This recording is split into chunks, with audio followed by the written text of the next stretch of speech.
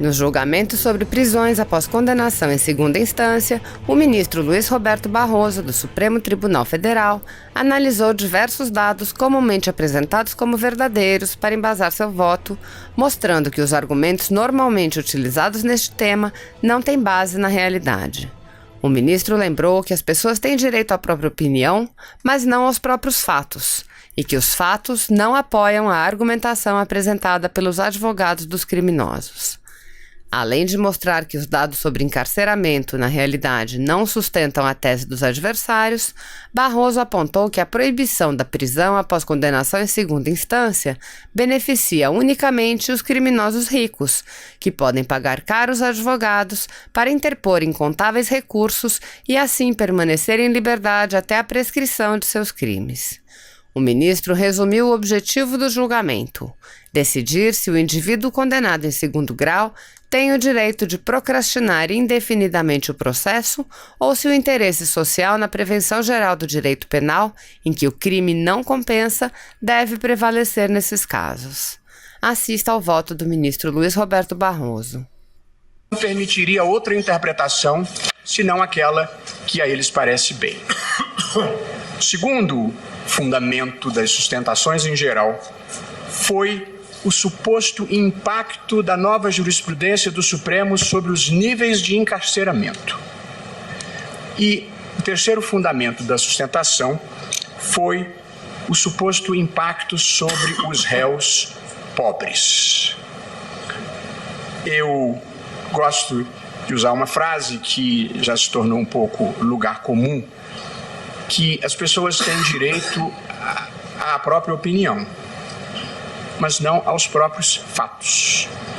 E eu, portanto, gostaria de problematizar e discutir essas premissas de fato que foram lançadas da tribuna. E gostaria de dizer que das minhas constatações, para bem e para mal, nenhum desses três fundamentos resiste ao teste da realidade. Nem o da textualidade, nem o do encarceramento, nem o do interesse dos pobres. São ideias que não correspondem aos fatos, diria Cazuza. Não é difícil demonstrar o ponto. Primeira linha de argumentação. Não se trata aqui de interpretação gramatical ou literal de texto, como já pontuou o eminente ministro Luiz Edson Fachin. Penso que é uma ilusão, quando não um equívoco puro, achar que nós estamos aqui discutindo a atribuição de sentido a textos normativos ou a signos linguísticos. Já vai tempo que se superou a ideia de que a interpretação é a mera exegese de textos, uma atribuição abstrata de sentidos, uma mecânica subjunção de fatos às normas, sem que a realidade da vida e o intérprete façam alguma diferença. Portanto, a primeira premissa da nossa discussão é que não se trata aqui de uma discussão sobre interpretação gramatical ou literal. A realidade é parte da normatividade do direito. Os textos normativos, eles oferecem um ponto de partida para a interpretação e oferecem os limites possíveis da interpretação. Mas, na terminologia que se tornou clássica, existe uma moldura dentro da qual o intérprete pode e deve fazer escolhas legítimas. Detalhe, não é discricionariedade porque o juiz tem o dever de fazer a melhor interpretação possível. E, evidentemente, dentre as possibilidades, as suas escolhas não devem ser a projeção das suas próprias preferências, mas sim aquelas escolhas que melhor realizem a vontade constitucional e o interesse da sociedade. E gostaria de dizer que respeitar direitos fundamentais faz parte da realização dos interesses da sociedade. Não há antagonismo entre interesses da sociedade e respeito aos direitos fundamentais. Mas A Lei de Introdução às Normas do Direito Brasileiro, no seu artigo 5º, oferece uma diretriz clara para o modo como o juiz deve interpretar os textos normativos. Diz o dispositivo: na aplicação da lei, o juiz atenderá aos fins sociais a que ela se dirige e às exigências do bem comum. Nada de textualidade. Fins sociais e bem comum são os parâmetros que devem reger a atividade interpretativa. Portanto, e a meu ver, nós estamos aqui discutindo visões diferentes do que seja fins sociais, do que seja o bem comum, e na minha visão, que evidentemente tem posições contrárias, consiste basicamente em decidir se o indivíduo condenado em segundo grau tem o direito de procrastinar indefinidamente o processo, sabendo-se que o percentual de mudança lá no final é mínimo, como vamos ver em seguida, ou se o interesse social na prevenção geral do direito penal e que o crime não compense deve prevalecer nesses casos. Não é difícil demonstrar esse ponto que eu estou afirmando, de que não se trata de atribuir sentidos a textos normativos de significado único e unívoco. Tanto não é assim, lembrou o ministro Fachin, que este tribunal, de pessoas esclarecidas e bem-intencionadas, já decidiu até 2009 de uma forma, de 2009 a 2016 de outra forma, e agora, em 2019, estamos rediscutindo essa matéria. Portanto, se houvesse uma única inteligência possível para estes signos normativos, nada justificaria. Portanto, não se trata de um tribunal ciclotímico, trata-se de uma situação que é afetada pela realidade e pelas diferentes percepções que as pessoas têm de quais sejam os fins sociais do direito e o interesse do bem comum. E a definitivamente confirmar o argumento, há pessoas de louvável formação e conhecimento jurídico que já defenderam que podia, que não podia, que podia, que não pode. Portanto, evidentemente há mais de um sentido possível. De modo que essa é a primeira premissa que eu acho que é preciso estabelecer.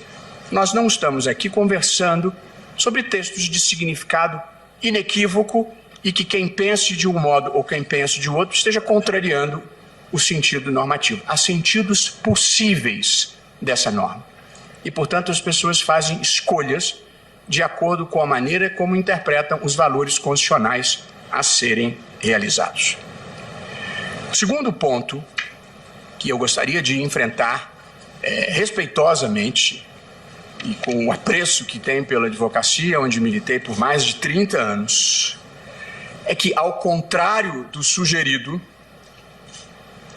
a possibilidade de execução da pena após a condenação em segundo grau diminuiu o índice de encarceramento no Brasil. Se as pessoas estiverem surpresas, eu também fiquei surpreso quando estudei esses dados. Mas em uma das belíssimas sustentações, um dos ilustres advogados enfatizou que o senso comum muitas vezes está errado, pois este era um desses casos. A mudança da jurisprudência com a consequente possibilidade de encarceramento depois do segundo grau diminuiu o índice de encarceramento. E aqui eu só vou trabalhar com dados oficiais. No Brasil existe essa estatística, metade das pessoas que saem com guarda-chuva esquecem na rua, assim. Cada um saca do bolso a sua estatística. Eu pedi no Departamento Penitenciário Nacional a evolução do número de presos definitivos e provisórios para chegar à seguinte e surpreendente conclusão. Em 2010, primeiro ano após se haver proibido a execução da pena após a condenação em segundo grau, a jurisprudência mudou em 2009, havia 496 mil presos no sistema penitenciário. 4,79% a mais do que em 2009. Tanto a jurisprudência muda em 2009, em 2010 o índice de encarceramento aumenta 4,79%. No ano seguinte, em 2011, havia 514.600 presos, um aumento de 3,68%. Em 2012, 549.800 presos, 6,84% a mais. Em 2013, 581.500, 5,76% a mais. Em 2014, 622.200 presos, 6,99% a mais. Em 2015, 698.600, 12,27% a mais do que no ano anterior. E em 2016, 722.923 presos, 3,48% a mais do que no ano anterior. Pois bem, em 17 de fevereiro de 2016, o Supremo muda a jurisprudência e passa a permitir a execução da pena após a condenação em segundo grau. Ao final de 2017, mudamos em 2016, ao final de 2017, já com o impacto da nova orientação, o número de presos no sistema penitenciário é de 726.354. Opa! Um aumento de 0,47%. O menor da série histórica iniciada em 2009. Aí, vamos ver o aumento no ano seguinte pelos números do Departamento Penitenciário. 2018, 744.216 presos, um aumento de 2,45%. O segundo menor desde 2019.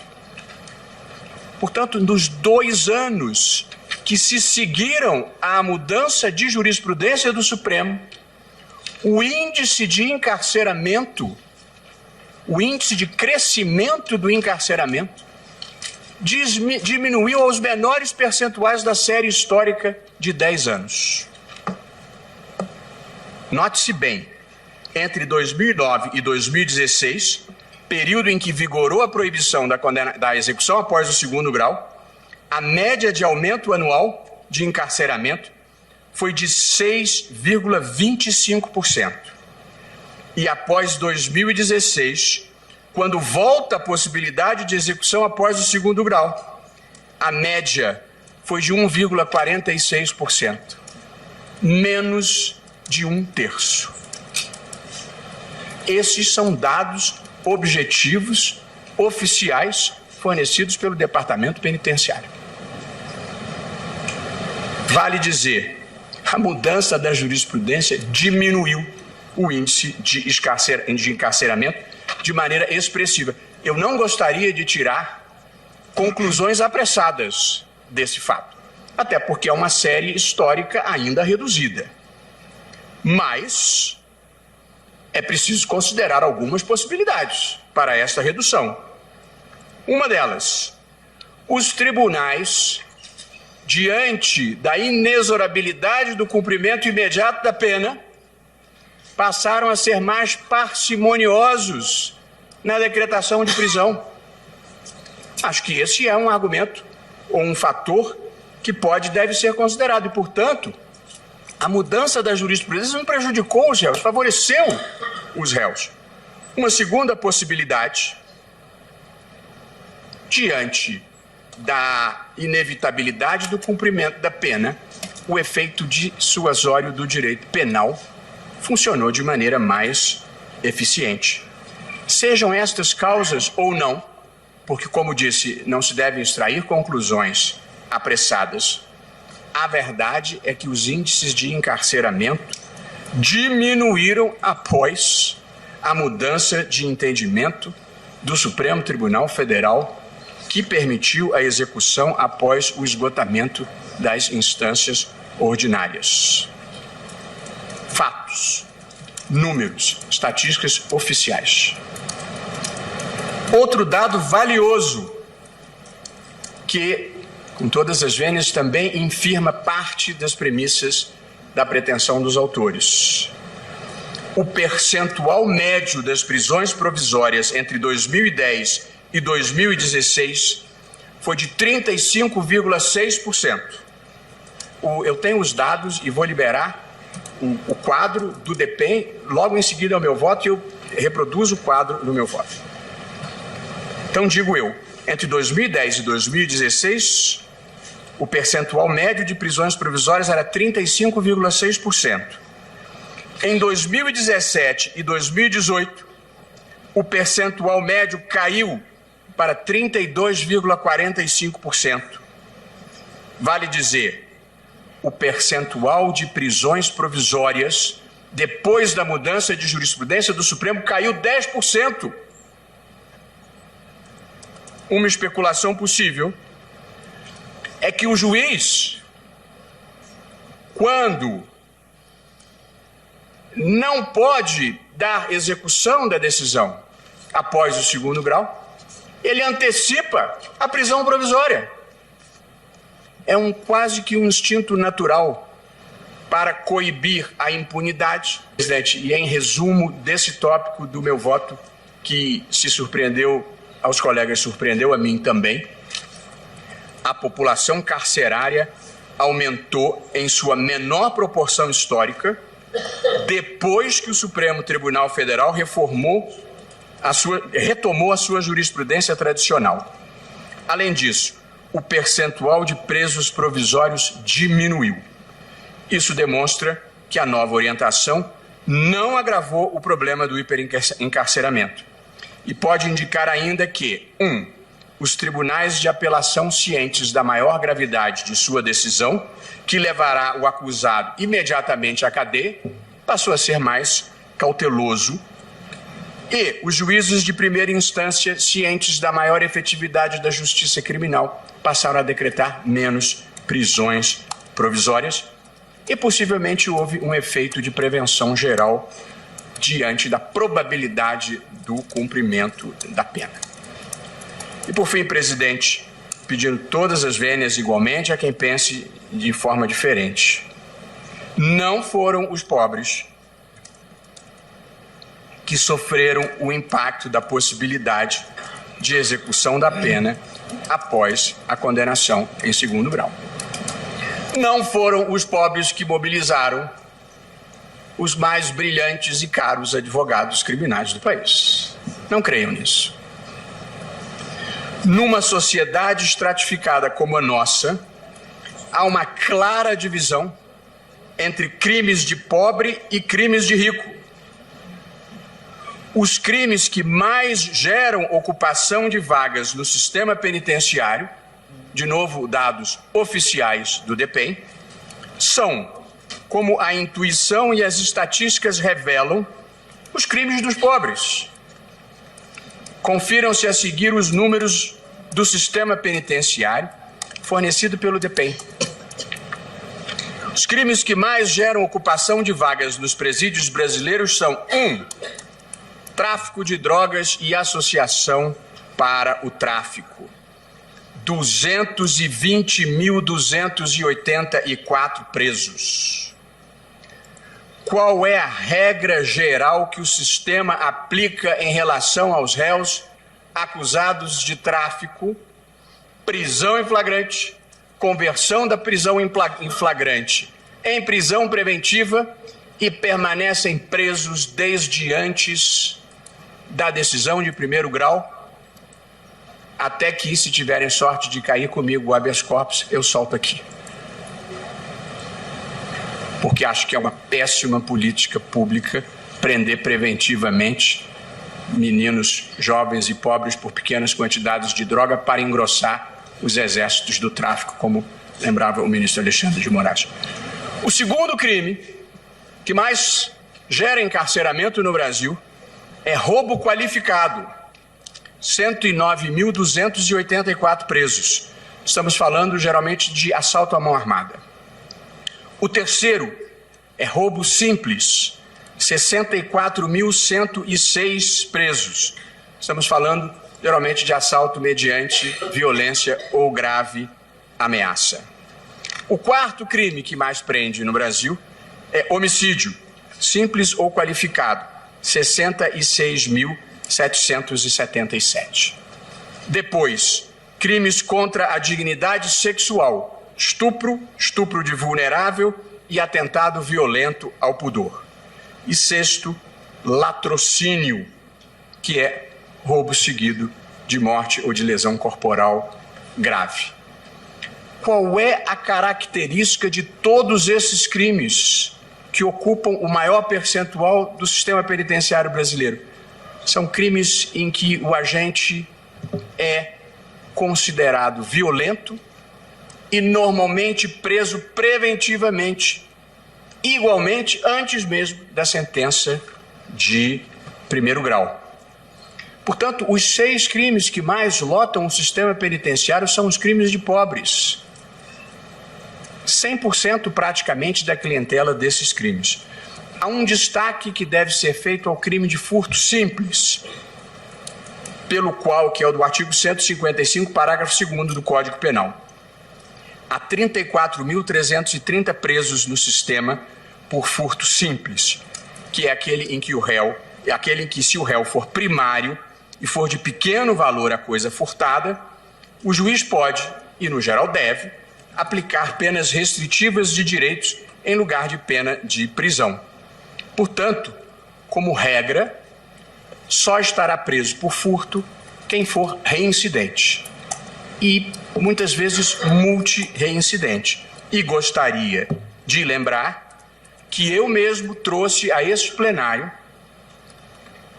3 casos que entendia devia-se aplicar o princípio da insignificância, mas envolvia reincidência, e a jurisprudência do Supremo entendia que, em caso de reincidência, não podia haver insignificância, e eu trouxe os 3 casos para plenário e perdi os 3. O garantismo nem sempre funciona quando o réu é pobre, no caso de insignificância, muito pobre. Só para documentar que o sistema é duríssimo com os pobres e bem manso com os ricos, vejam-se os números de condenação por crimes como corrupção passiva, corrupção ativa e peculato, que é desvio de dinheiro público. Números oficiais do DEPEN. Existem no Brasil 116 presos por corrupção ativa,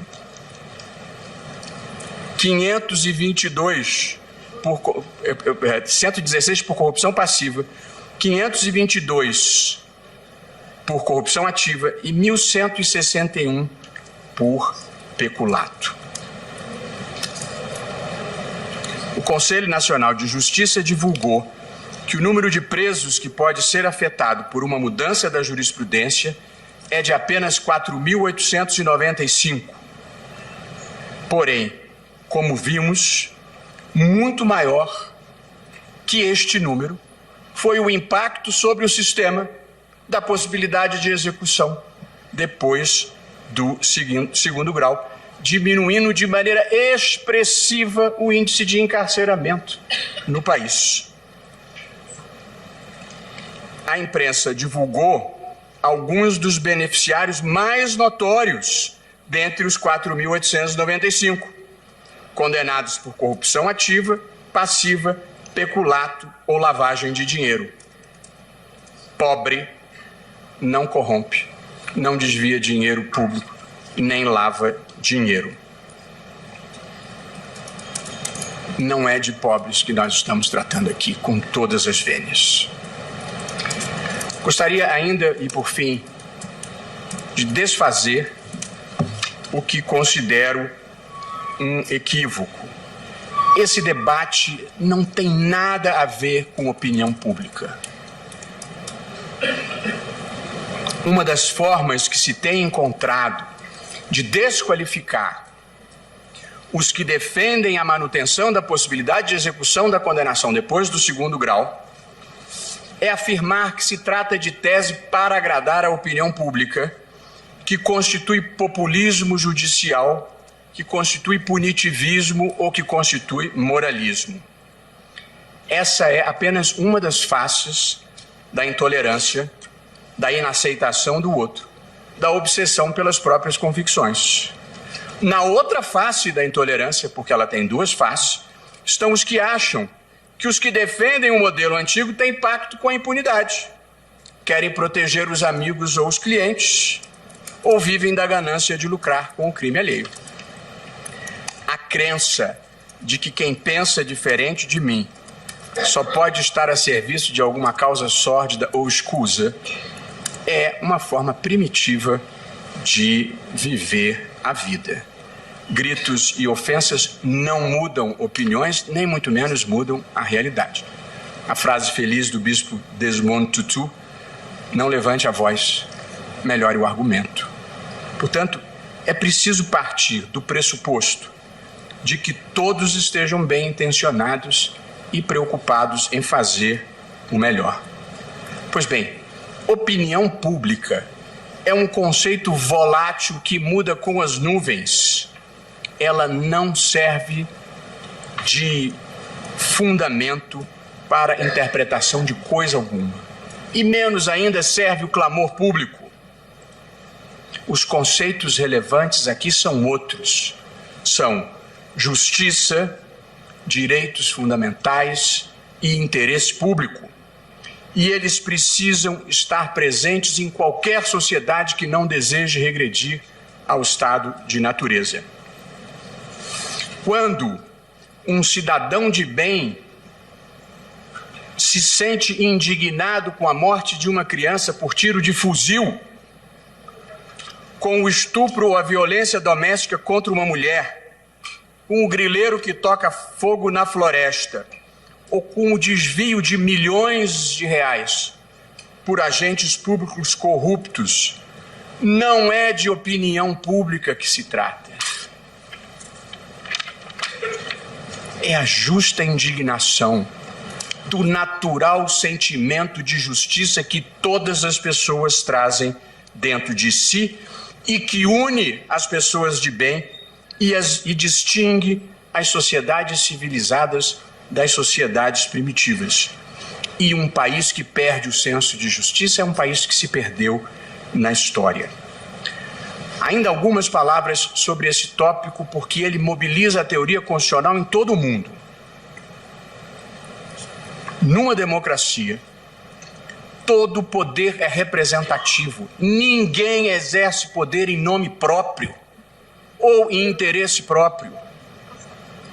Todo poder em uma democracia é exercido em nome e no interesse da sociedade. Assim é porque isso é que é democracia. E, portanto, compilando as ideias desenvolvidas pela teoria constitucional em todo o mundo, ideias pacíficas.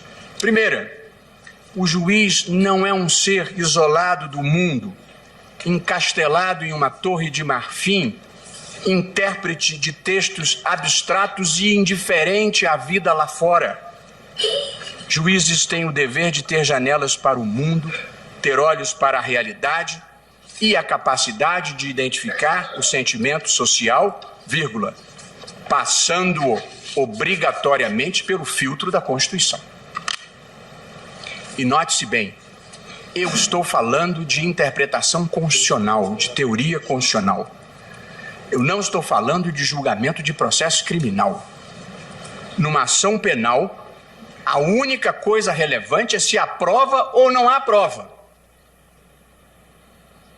Ninguém deve ser condenado por simpatia, por antipatia ou qualquer tipo de preferência política. E é importante que isso fique bem claro. A lógica de um juiz é certo ou errado, justo ou injusto, legítimo ou ilegítimo. A lógica de um juiz não é uma lógica amigo-inimigo. Segunda observação importante.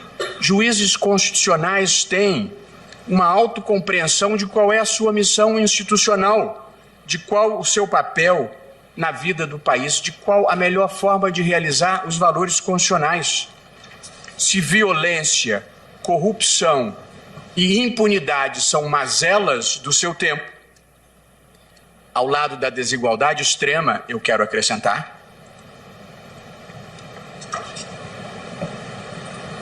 cabe ao juiz, sim, participar do esforço coletivo para enfrentar esses males, dentro da Constituição e dentro da lei. E, por fim, uma última observação. O Supremo Tribunal Federal é o intérprete final da Constituição, mas não é o dono dela, nem tampouco o seu intérprete único. A definição do sentido e alcance da Constituição cabe também à sociedade como um todo, com as cautelas próprias, com os filtros adequados. Não se deve ter a arrogância de se achar proprietário da Constituição, com o poder de excluir a cidadania do acesso a ela. Não preciso relembrar aqui o que ocorre com o prestígio e a credibilidade de uma instituição que repetida e prolongadamente frustre as demandas legítimas da sociedade.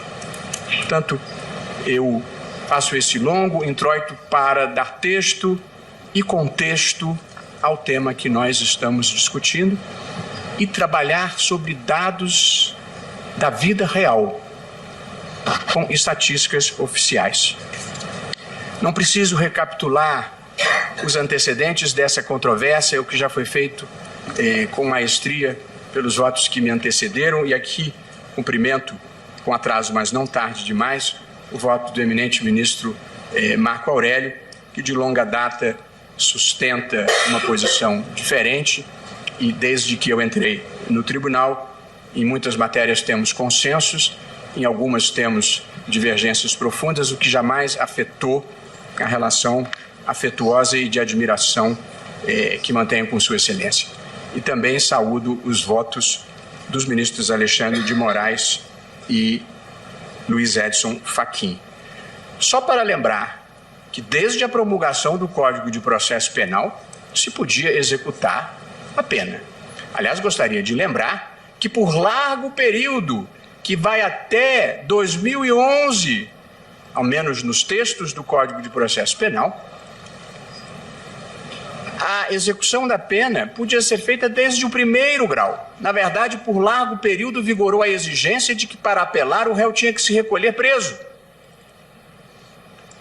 Por largo período, como é em muitas partes do mundo, pode-se executar a decisão condenatória depois do primeiro grau. E depois passou-se a poder executar depois do segundo grau. E este dispositivo conviveu com a Constituição de 1988, até a mudança de jurisprudência do Supremo, e como lembrou o ministro Alexandre de Moraes, por mais de 2 décadas se pôde prender depois do segundo grau, e o mundo não caiu, o devido processo não foi arruinado. Portanto, são escolhas possíveis e escolhas legítimas. É preciso apenas determinar o que respeita na proporção adequada direitos fundamentais dos acusados e o interesse da sociedade na pretensão punitiva. O Supremo mudou esta jurisprudência em 2009 e proibiu a execução depois do segundo grau. E revisitou esta jurisprudência pelas mãos honradas, queridas e saudosas do ministro Teori Zavascki em 2016. Aliás, em 3 julgamentos. No primeiro habeas corpus, 126.292, de fevereiro de 2016. Depois, no julgamento da cautelar em 2 dessas ações declaratórias de constitucionalidade aqui em discussão. E, por fim, em repercussão geral, em 11 de novembro de 2016, reafirmando, e aí vinculativamente, a ideia de que é possível à execução. Houve razões específicas e importantes para essa mudança de jurisprudência,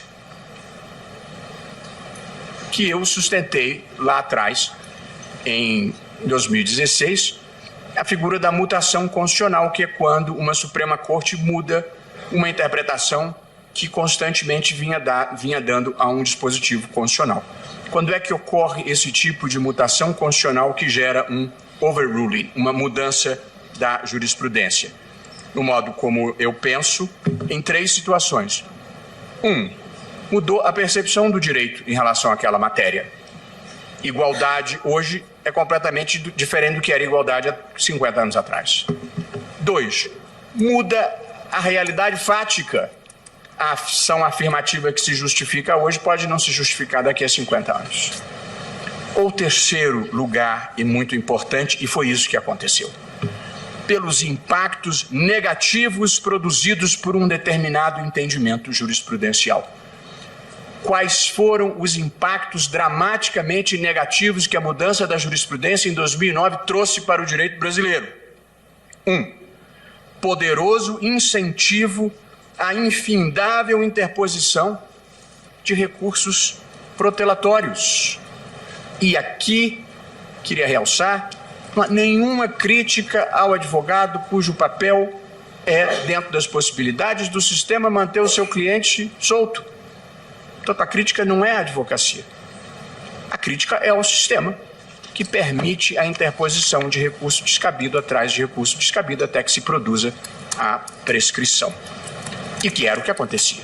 Portanto, um poderoso incentivo à litigância procrastinatória que, com respeito devido e merecido, a meu ver, faz mal para a advocacia e não bem para a advocacia. Em segundo lugar, reforço à seletividade do sistema, porque a Defensoria Pública não litiga assim e as pessoas pobres não têm recursos para pagar recursos, não tem recursos financeiros para pagar recursos judiciais indefinidamente e que se contavam às dezenas, às vezes só no Supremo Tribunal Federal. Em terceiro lugar, pelo mais absoluto descrédito que trouxe para o sistema de justiça junto à sociedade, pela demora interminável na punição e pelas frequentes prescrições, gerando uma sensação, mais do que uma sensação, uma realidade de impunidade. Em votos anteriores, eu listei, porque essa é a 4ª vez que nós discutimos essa matéria. Essa é a verdade.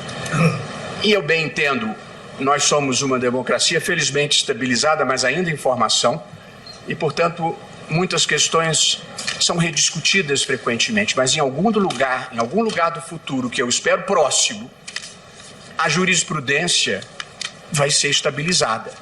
E uma vez produzida uma decisão da Suprema Corte, aquele assunto está definido, como é em toda parte do mundo. Aqui nós decidimos uma vez, depois decidimos a segunda, depois decidimos a terceira, estamos decidindo a 4ª, e nada me diz que no ano que vem alguém possa mudar de opinião ou possa haver uma substituição e a gente vai rediscutir de novo. A jurisprudência é um valor intrínseco em si, independentemente do mérito do que ela represente. E como o sistema de precedentes e de respeito à jurisprudência é relativamente novo no Brasil, nós ainda não consolidamos essa ideia, mas vamos consolidar. Precedente existe para ser respeitado.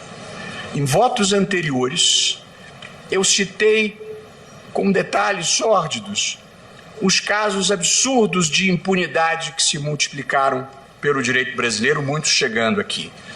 O jornalista que matou a namorada e por 10 anos ficou livre. O parlamentar que desviou muitos bilhões e só foi cumprir a pena 14 anos depois, às vésperas da prescrição, por uma atuação proativa, justiça seja feita, de última hora, do ministro Dias Toffoli. Quando chegou aqui, faltavam 3 horas para a prescrição. Que seria um escândalo, aqui para nós, desvio de 160 milhões na construção de um tribunal. Aí eu decretei o trânsito em julgado pelo abuso de recorrer monocraticamente ad referendo da turma. Levei a turma, por sugestão do ministro Marco Aurélio, pela dimensão da novidade, não vou negar, uma novidade. Acatei a sugestão de imediato na turma, ainda estava na primeira turma, aquela oportunidade de trazer ao plenário. E o plenário deliberou colegiadamente de que o abuso de recorrer se configurava presente no caso concreto e foi exatamente firmado o trânsito em julgado. Na ocasião, Vossa Excelência destacou que haviam sido 21 recursos. Só no Superior Tribunal de Justiça. O suplente de deputado federal que contratou pistoleiros para matar a titular e tomar a sua vaga e que só foi preso 13 anos depois. O caso dos assassinos da missionária Dorothy Stang, morta em 2005, que só foram cumprir a pena agora, dias atrás, em 2019.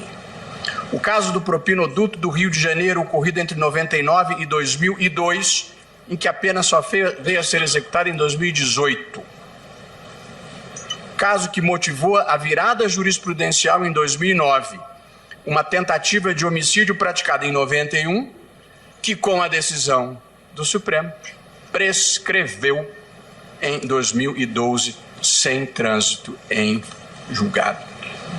São tantos os casos, eu até mandei fazer mais uma pesquisa, e aí vem chacina de Unai, 4 servidores do Ministério do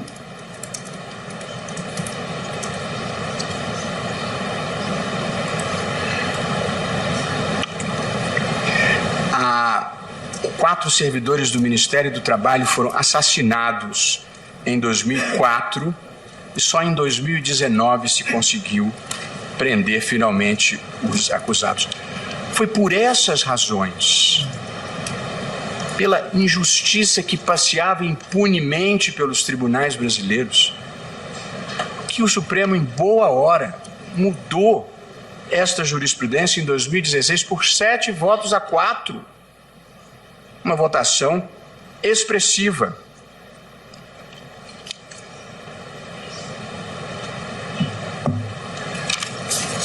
Vejam, Vossas Excelências, o impacto positivo trazido pela nova jurisprudência, que impulsionou a solução de boa parte dos crimes de colarinho branco, porque o temor real da punição levou a uma grande quantidade de colaborações premiadas por réus e de acordos de leniência por empresas.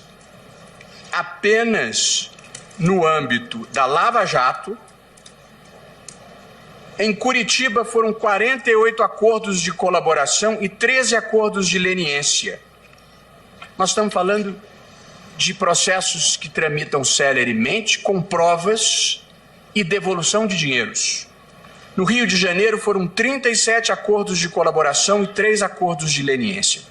Em São Paulo foram 10 acordos de colaboração e 2 de leniência. Aqui no Supremo, 136 acordos de colaboração premiadas. Vejam o impacto positivo que se produziu.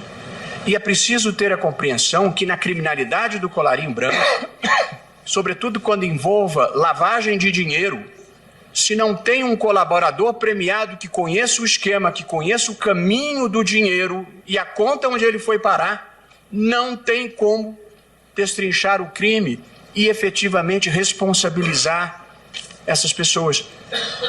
E a colaboração premiada foi incentivada pela probabilidade ou pela possibilidade real da punição, que agora, com a vênia devida a todos os que pensam diferente, vai ficar retardada tão largamente que vamos voltar ao modelo anterior, em que ninguém fazia colaboração premiada, porque antes de 2016 era difícil a colaboração premiada.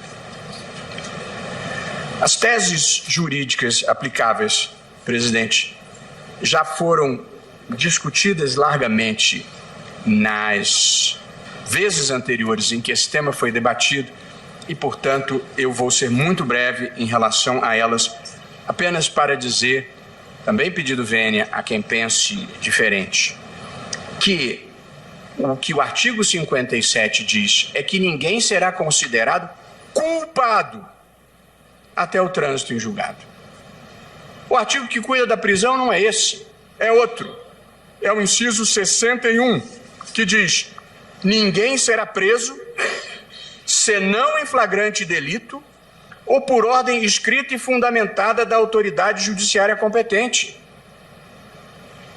O requisito para se decretar a prisão no direito brasileiro não é o trânsito em julgado. É a ordem escrita e fundamentada da autoridade judiciária competente. A regra que a Constituição quis estabelecer é a da reserva de jurisdição. Só o juiz é que pode mandar prender. Tanto assim é que o sistema admite as prisões processuais, preventiva e temporária, e admite prisão para fins de extradição, expulsão e deportação. Todas elas sem que se exija trânsito em julgado. Muitas delas sem que se exija sequer decisão de primeiro grau. O sistema anterior era muito ruim e é por isso que ele incentivava as prisões provisórias. Essas estatísticas que nós vimos de 2016 para cá, elas vão melhorar em termos de prisão provisória, porque os juízes prendem provisoriamente para antecipar uma justiça que eles sabem que não vai acontecer no final. É o que acontece muitas vezes. 40% dos presos são presos provisórios. Quem são os presos provisórios? São os pobres. São aqueles crimes que eu falei no início da minha apresentação. Gente que é presa em flagrante e fica lá, esquecida, muitas vezes sem informação de culpa.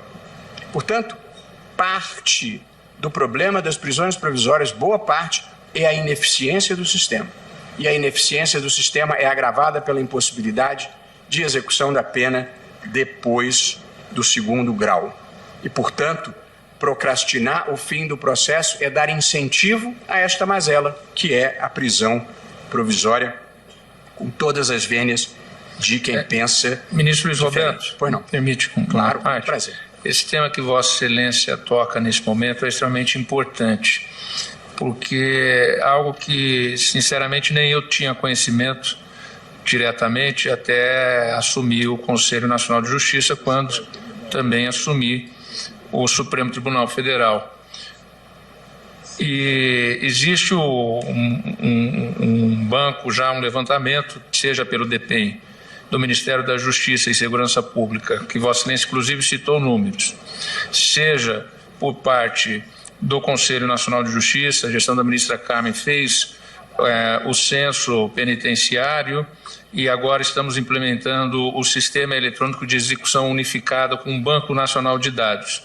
Mas no que pertine às prisões cautelares, ministro Celso, ministro Marco Aurélio, como as prisões cautelares não estão no juízo de execução, ficam a critério do juiz que a decreta, nós não temos esses dados a não ser pelo número estatístico.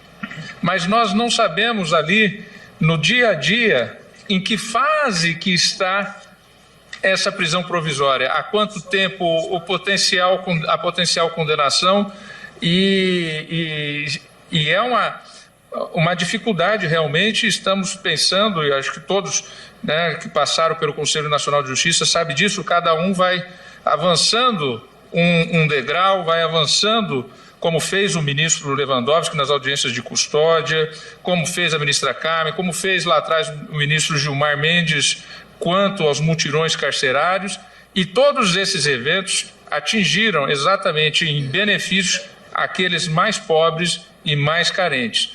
Contribuíram para diminuir o número de encarcerados substancialmente, senhor presidente. Citando aqueles que já me precederam, né, os meus predecessores que estão ainda na corte, no Conselho Nacional de Justiça, já visto que quando o ministro Celso foi presidente, o ministro Marco Aurélio também presidiu a corte, ainda não havia o Conselho Nacional de Justiça.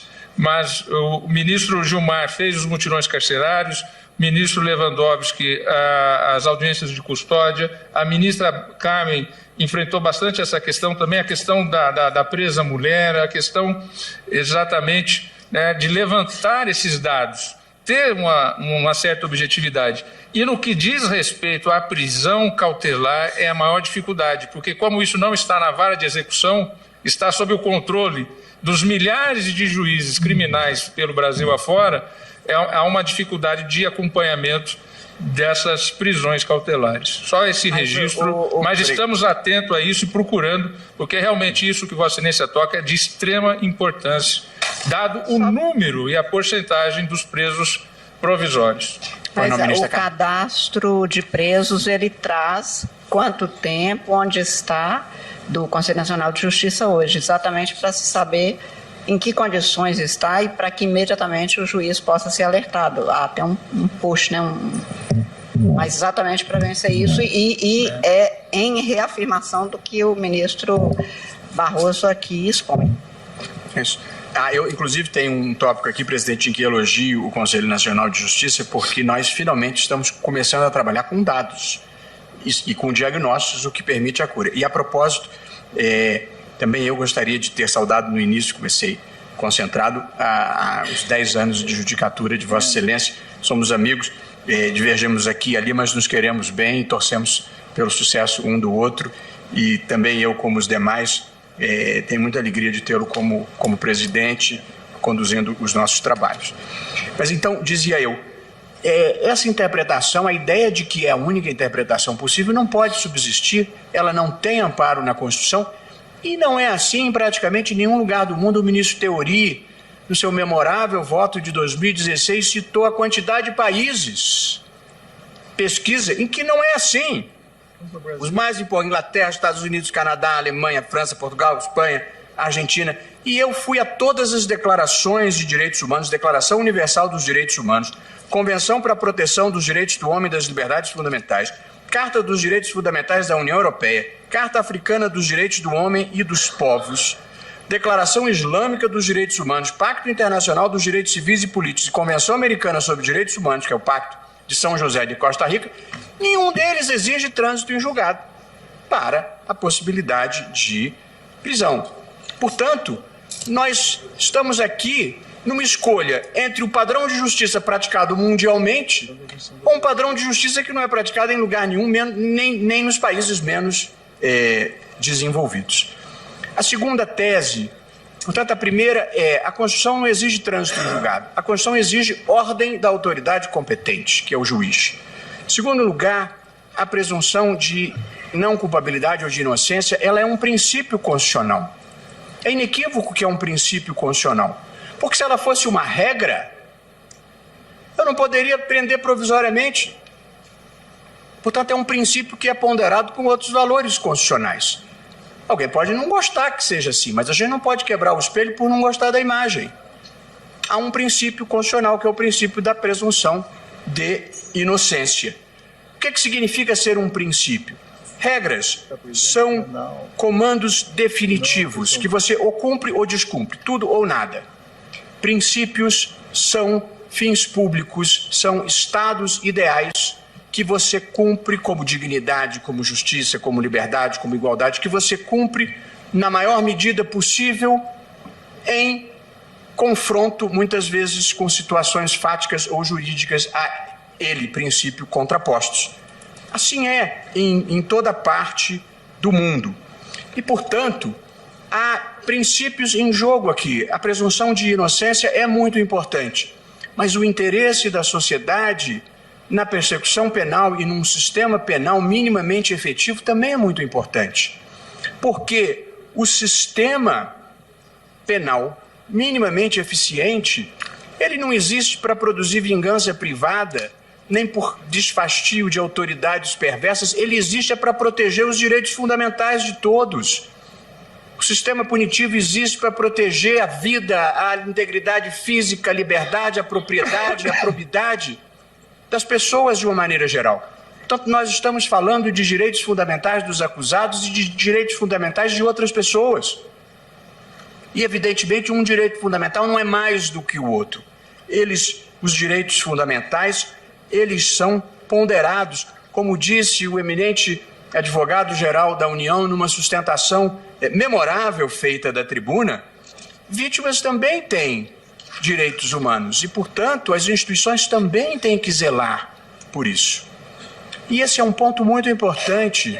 Eu fui advogado, muitos anos o advogado, ele só julga a causa uma vez, quando ele aceita.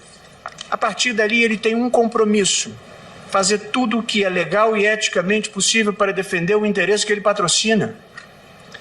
Mas quando você muda de lado de balcão, esse papel muda, porque você tem que ponderar os direitos fundamentais do acusado, que são muito importantes, porque o abuso no sistema penal é sempre um risco, com os interesses do sistema e com a próxima vítima. Nós somos, em alguma medida, guardiães da próxima vítima. Quando você prende alguém, não é por prazer, não é por desfastio, é porque você está protegendo pessoas e instituições.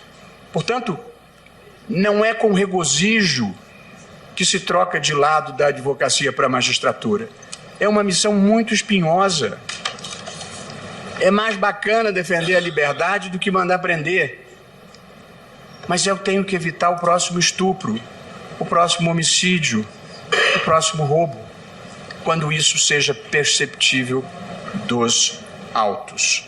E, além disso, foi introduzido na Constituição, por emenda constitucional número 41, logo em 2005. O ministro Márcio Tomás Bastos era o ministro da Justiça e introduziu na Constituição.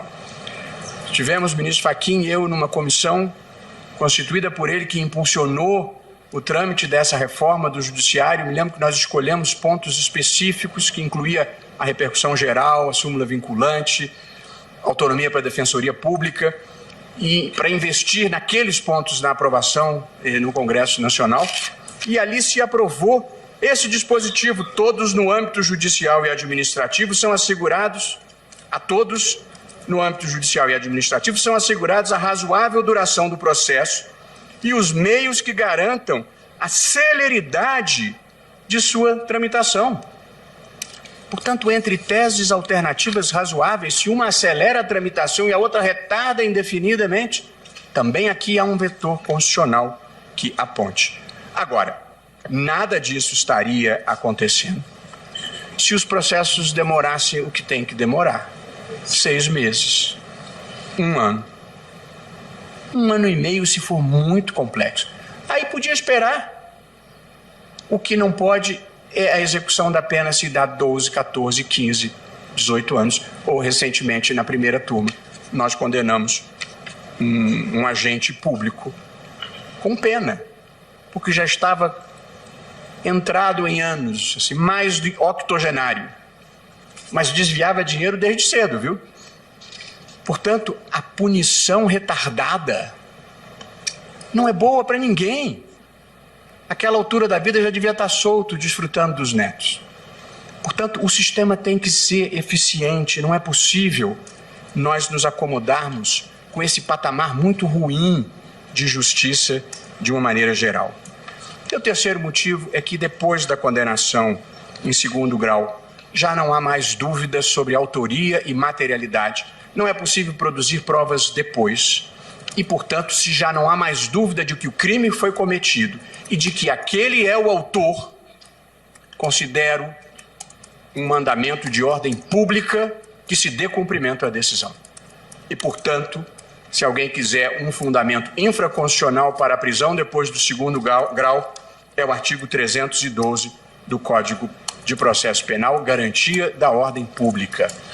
Porque alguém condenado em 2º grau permanecer mais 3, 5, 7, 8, 10 anos, levando vida normal, muitas vezes desfrutando do dinheiro que desviou, ou convivendo com a família da vítima que tem que ver todos os dias, é negação de justiça.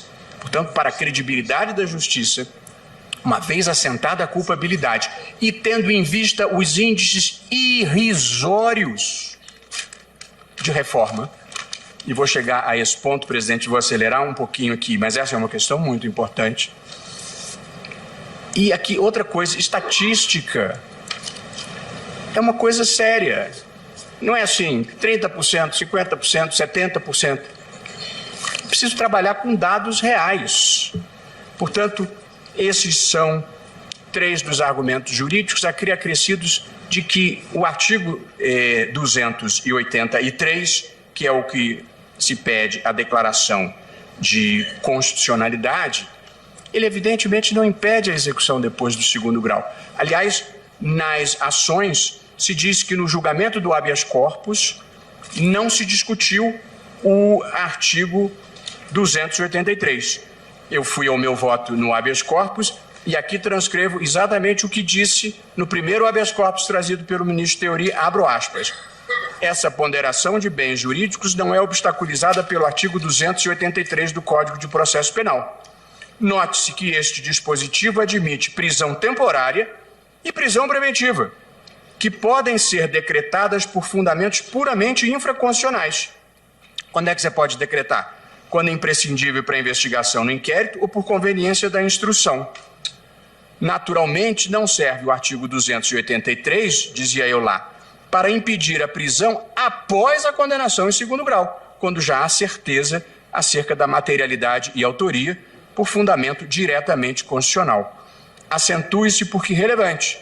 Interpreta-se a legislação ordinária à luz da Constituição e não o contrário. Fecho aspas e digo agora, em português simples e claro, se o dispositivo não impede a prisão nem antes da sentença de primeiro grau, que permite a prisão cautelar e provisória, por que razão haveria de proibi-la depois de assentada a culpa por uma decisão de segundo grau? Admitindo-se, sem conceder, mas admitindo-se que esta fosse uma interpretação possível, evidentemente ela não é a única e, sobretudo, ela não é a melhor. Até porque tem que ser conciliada com o artigo 637 do próprio Código de Processo Penal, que diz o recurso extraordinário não tem efeito suspensivo e os originais da decisão baixarão a primeira instância para execução da sentença. Se o recurso extraordinário não tem efeito suspensivo, você pode naturalmente executar a decisão. Foi isso o que largamente disse o ministro Theori Zavascki no voto do habeas corpus e depois no voto em que reafirmou a jurisprudência desse tribunal. Por fim, presidente, chego ao capítulo final do meu voto, que peço desculpas por ser um voto alongado, mas é porque essa é uma questão muito importante e eu de novo voltarei a trabalhar com números e impactos sobre a realidade, porque considero que isso é muito importante. Como eu já me manifestei diversas vezes aqui nessa bancada, nós precisamos de um giro empírico pragmático no Brasil. Nós temos que abdicar da retórica tonitruante e vazia e trabalhar com dados da realidade. Empírico porque depende da experiência e pragmático porque é preciso ver os resultados que se produzem. E aqui, presidente, embora existam muitas complexidades e sutilezas que eu estou aqui abreviando, não estando em jogo valores ou direitos fundamentais, ou estando em jogo direitos fundamentais contrapostos, será legítimo, quando não exigível, que o intérprete construa como solução mais adequada a que produza as melhores consequências para a sociedade. Eu não estou falando de prender A, B ou C. Nós não estamos falando de um processo criminal. O processo criminal é prova. Nós estamos falando de sentidos a serem dados a um texto constitucional. Estamos discutindo qual a tese produz melhores resultados para a sociedade. E aqui eu gostaria de, nesse capítulo final, trabalhar com alguns números. Alguns deles recentemente obtidos, também gentilmente, na presidência do Supremo, fornecidos pela secretária-geral.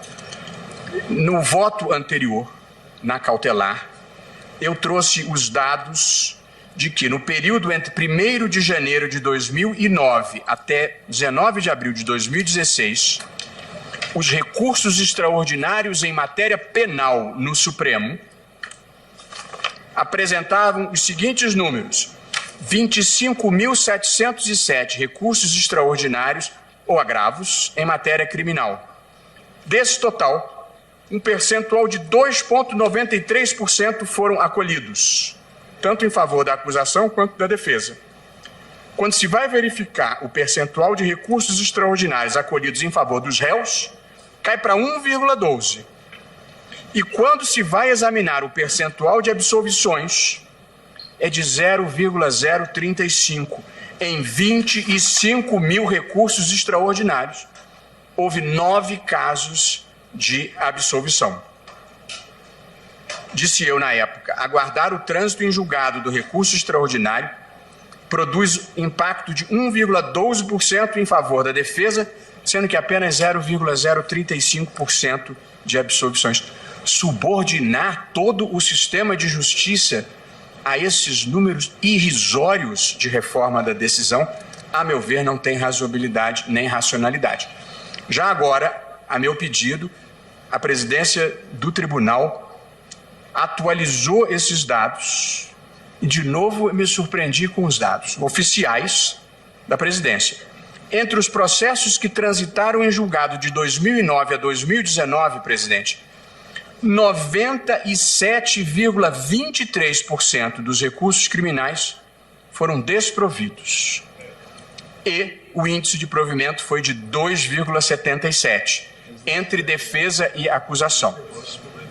Não houve tempo de se fazer a separação em que quantos eram da defesa e da acusação, mas mesmo que se dividisse ao meio, o que não é fato, porque tem mais recurso provido para a acusação, nós estaríamos falando de 1,38% no total de recursos. O que, de novo, vamos cair em 0,0 alguma coisa de absolvição. De modo que eu insisto, protelar o processo por muitos anos, e vou chegar a esse ponto de muitos anos, por uma porcentagem ínfima de reforma, todas as vênias, não faz sentido. Eu entendo a posição dos que acham que bastaria um caso para justificar. Eu entendo. Mas por essa lógica, a gente devia fechar todos os aeroportos. Porque apesar de todos os esforços, de toda a segurança, vez por outra tem um acidente. Ou o mesmo para a indústria automobilística, ou para a construção civil, ou para quase todas as atividades humanas no mundo. Não há sistema de justiça, não há atividade humana imune a algum grau de erro. Sendo certo que quando um tribunal superior reforma a decisão de um tribunal inferior, não quer necessariamente dizer que o inferior estava errado. Quer dizer apenas que alguém falou por último, que se tiver alguém acima do Supremo vai reformar decisões do Supremo, porque assim é a vida. Os números no Superior Tribunal de Justiça são os mesmos do meu voto anterior, presidente, não vou reiterar, mas são muito parecidos com os do Supremo. 0,62% de absolvição no Superior Tribunal de Justiça. Eu consideraria razoável somar a este número 1,02% de substituição de pena privativa por medida restritiva. Portanto, estamos falando de 1,64%. Há uma reportagem, presidente, da Folha de São Paulo, dos jornalistas Flávia Faria e Guilherme Garcia, publicada na semana passada, 16 de 10 de 2019, em que se afirma, suponho que com base em informações da presidência, que 63% dos recursos levam até um ano para transitar em julgado no STJ. E no STF, 77% transitam em julgado em um ano. Eu não vi a pesquisa, ela não é oficial, mas eu vou aceitar como uma pesquisa correta. Mas é preciso ler essa pesquisa a contrário senso. No STJ, 37% dos casos levam mais de um ano. E no STF, 23% dos casos levam mais de um ano. É aí que mora o problema. Como bem constataram os próprios jornalistas, abro aspas, quem tem recursos financeiros para arcar com bons advogados tem mais poder para recorrer às cortes superiores e há, sim, casos que se desenrolam por anos, ainda que sejam minoria, fecho aspas. É nesses 37% do STJ e nos 23% do Supremo que se encontram os casos da alta criminalidade, as situações emblemáticas de réus ricos e poderosos que não deixam o processo acabar. Esses é que serão os grandes beneficiários da mudança de orientação jurisprudencial. Esses casos levam anos, muitos anos. Ninguém se iluda. Eu fui colher os números da Lava Jato. 74 pessoas foram condenadas em segunda instância nos processos da Lava Jato no Paraná, segundo o Ministério Público. Dentre essas pessoas, João Bacari Neto, José Dirceu, Eduardo Cunha, Delúbio Soares, Sérgio Cabral, Gin Argelo, José Carlos Bunlai, Renato Duque e André Vargas. Desses, 36 fizeram acordos de colaboração premiada.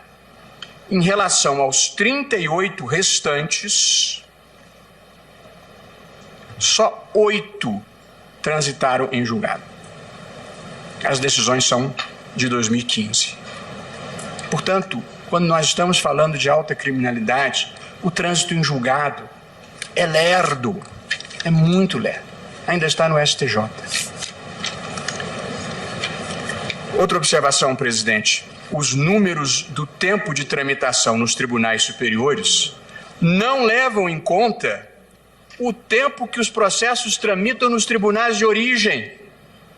Leva de 1 a 3 anos para subir. Portanto, depois da decisão de segundo grau,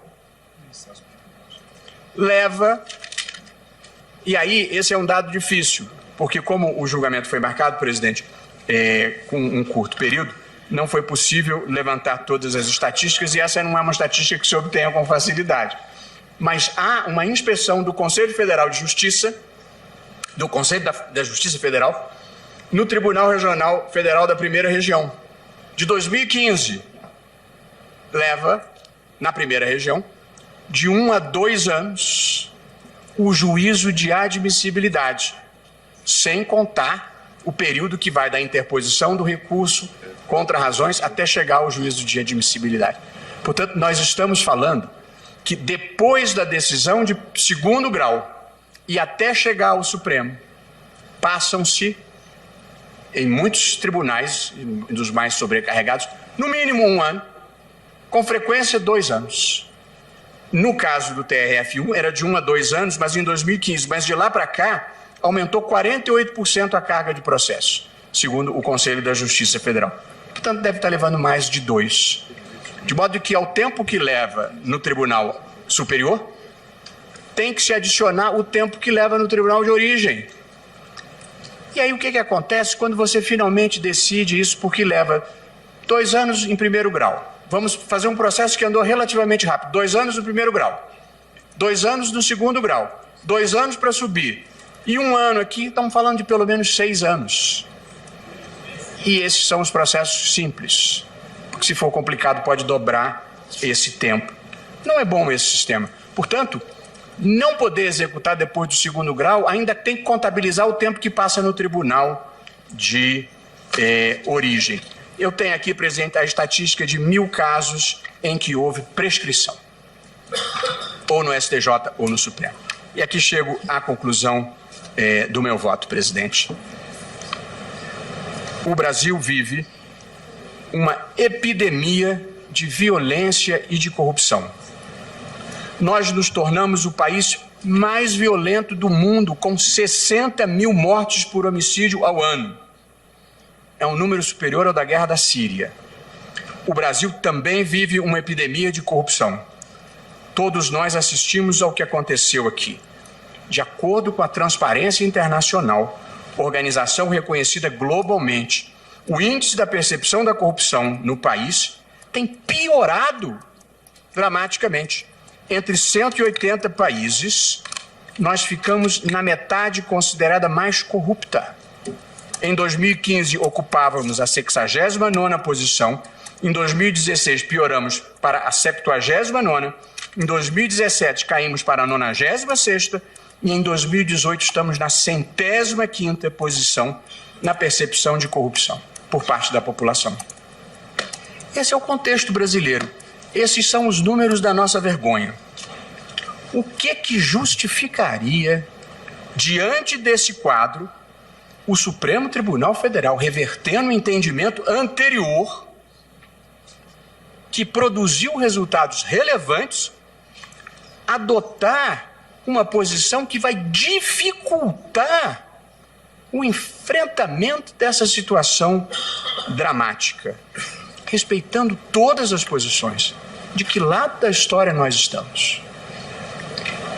Outro ponto.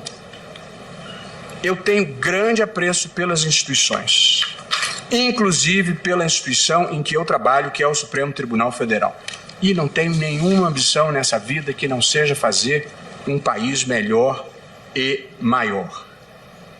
Considero que instituições políticas e econômicas inclusivas, eficientes e responsivas à sociedade estão na origem da prosperidade das nações, fazendo coro ao que escreveram Daron Acemoglu e James Robinson no livro Por que as Nações Fracassam.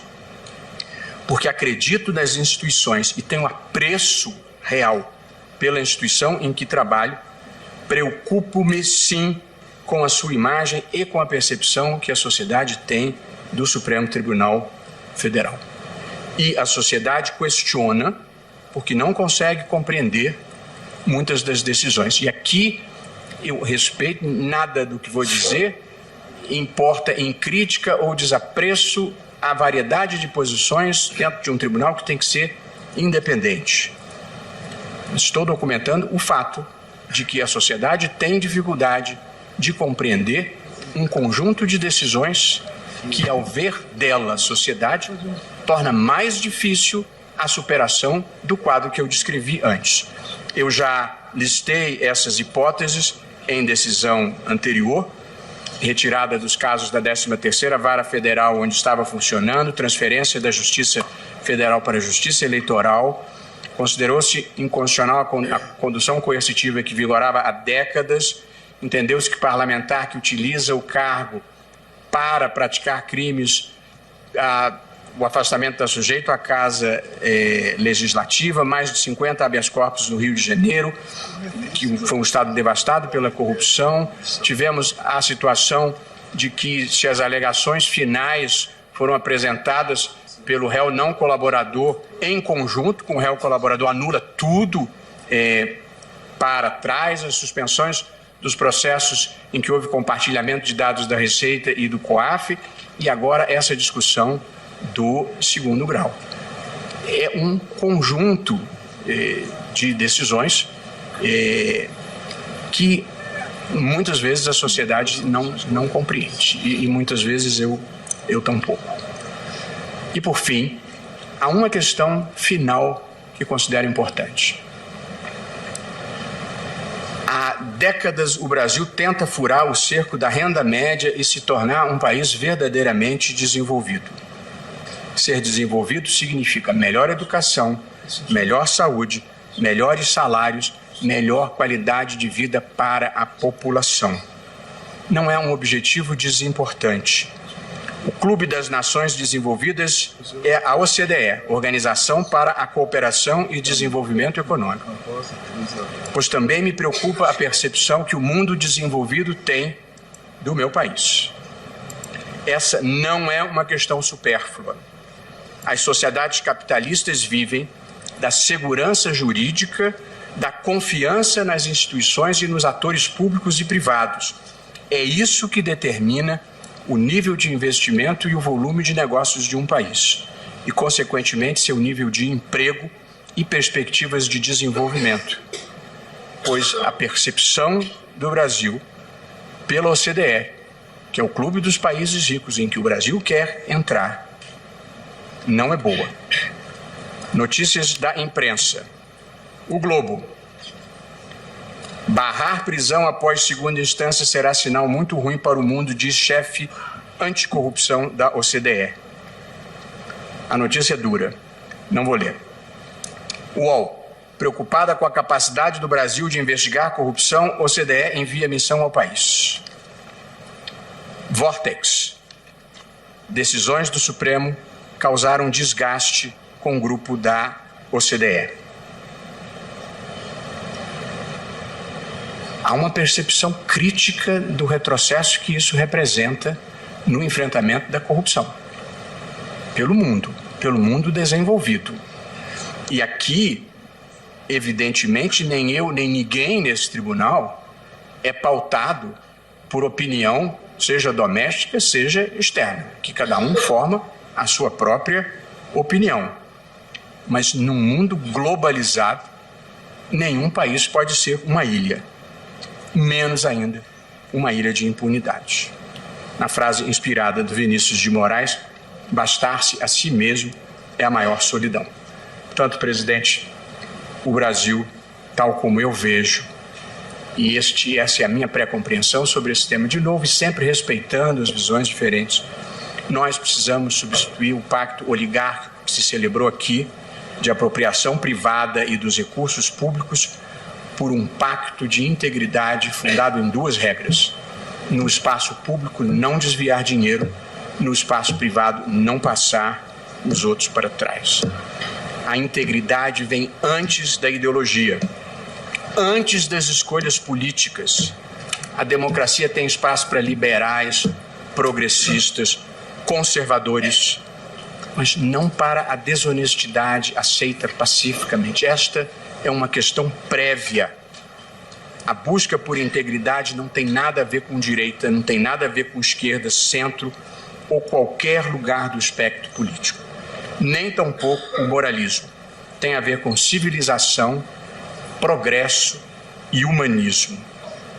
E, portanto, quando eu interpreto a Constituição e estabeleço limites legítimos para direitos fundamentais, para devido processo legal e para legítimas pretensões do sistema de defesa da sociedade, eu me preocupo em dar os incentivos certos para as pessoas, para criar um tempo que supere tempos passados no Brasil.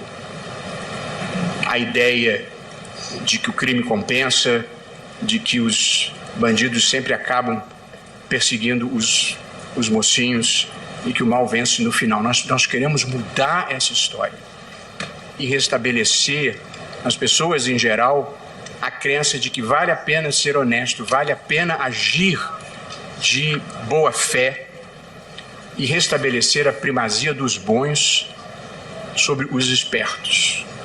É assim que eu interpreto a Constituição, porque acho que esses são os valores que estão nelas inscritos. E, portanto, acho que o Supremo, em boa hora, mudou para melhor a jurisprudência. Nós começamos a melhorar o país.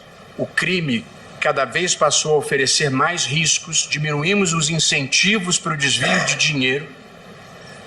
E acho, no fundo do coração, que não tem pobre nessa história. Nós estamos falando da alta criminalidade, dos desvios graúdos de dinheiros públicos. E não gostaria de voltar atrás nessa matéria.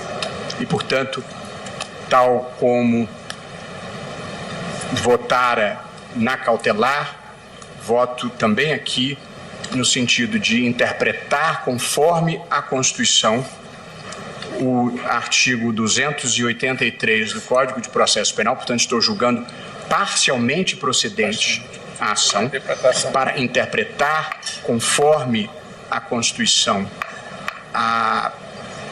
o artigo 283 do Código de Processo Penal, para excluir a interpretação que impeça a possibilidade de execução de condenação criminal depois do segundo grau, porque acho que essa é a interpretação mais adequada da Constituição. Peço desculpas por ter me alongado, presidente e meus caros colegas, mas considero que esse é um ponto decisivo na mudança do Brasil. Muito obrigado. Se você apoia Jair Bolsonaro, curta este vídeo, manifeste a sua opinião e compartilhe para que a vontade do povo brasileiro seja conhecida. Inscreva-se no canal para ter acesso gratuito ao nosso conteúdo. Uma produção Folha Política.